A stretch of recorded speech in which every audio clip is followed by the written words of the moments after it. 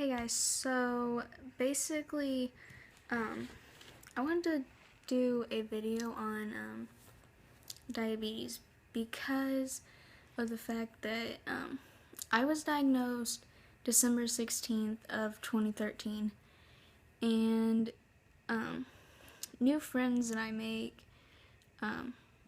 they'll sit and eat like sweets and stuff, and I know that I can't, sit and just eat and eat and eat sweets like they can.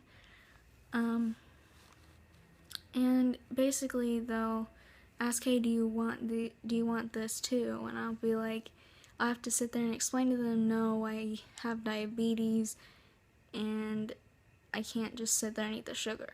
And a lot of them will go, well, okay, well, I've heard of diabetes, but I don't exactly know what it is. Basically, diabetes is more defined as usually a lifelong chronic disease in which there are high levels of sugar or glucose in the blood. Glucose is kind of like another word for sugar. So basically, there are 3 types that I know of.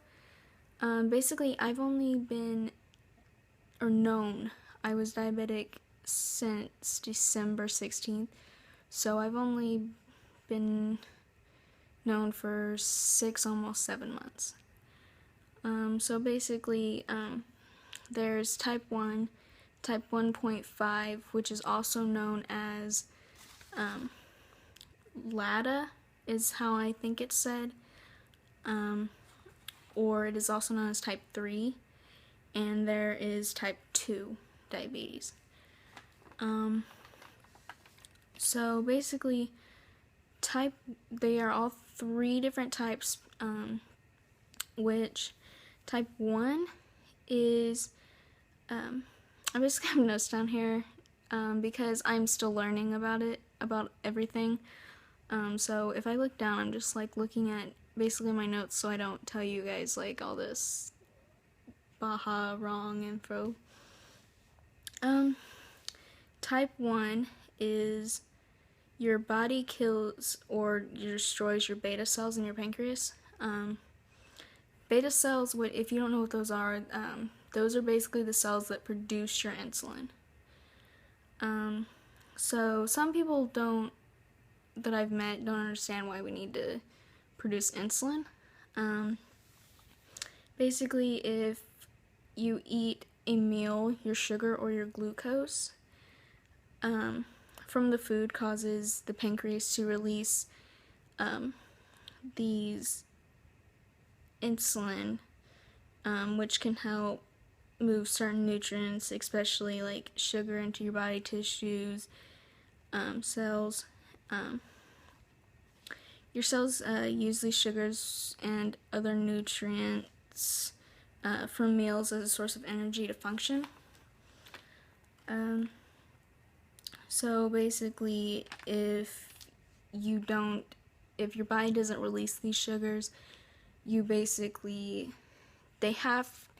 you have no energy, because that's where your energy comes from, is from your pancreas releasing these sugars and sending them all through your body. Well, if your body doesn't have the insulin, it has to get the energy from somewhere. So it will take energy from other parts of your other systems of your body to try and give you this energy that you're gonna need. But the downside to it taking energy from other systems in your body is that it will most likely cause you to have high blood sugar, which, if I'm correct, I think your blood sugar is supposed to be between 70 to maybe I was told like 180, but that's for me, but I don't know if that's for everybody. So Basically, this condition for type 1 is more likely to be inherited. Only 5% of people with diabetes are type 1. My mom is a type 1, and then my grandpa and some of my aunts and uncles on my mom's side are all type 2. I think my mom is the only type 1 that I know of. And when I first found out, they told me I was a type 1, like my mom. So they started me on insulin. But as the 6 to 7 months have passed, they have went from type 1 to a type 2 because they found out that I do produce insulin in my body. And then they put me to a 1.5. So we're kind of like flipping back and forth with me.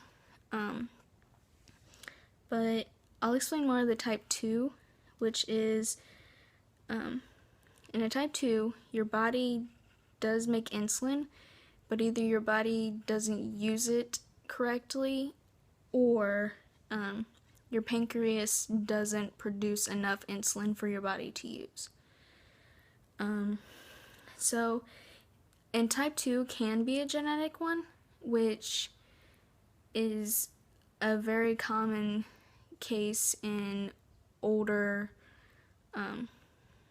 people, like around your 30s. It's more common to start getting it 30s, 40s area. Or another way to get it is just basically not eating right. Like if you're sitting there and you're eating a Big Mac every day, or you're stuffing your face with fries every day, it's most likely going to lead up to, by the time you're an adult, you're going to have type 2, most likely. So then that kind of leads me to the 1.5, which is what they think I have right now. Which 1.5 a lot of the time does get confused with type 2. Because it shows more symptoms of type 2, but type 1.5 is actually a blend of both 1 and 2, meaning that you have symptoms of 1 and you have symptoms of 2, and they combine them together to get type 1.5. So this is also known as LADA or type 3. It mostly develops after the age of 30, but not always. Like I am 16, so it can obviously happen in kids that are younger than 30. It is a genetic one, unfortunately. About 10% of people that are diagnosed with the type 2 are actually in type 1.5. The reason they don't really know with me on what exactly I am is because my sugar levels aren't consistent, and when they do tests, like, my levels are everywhere.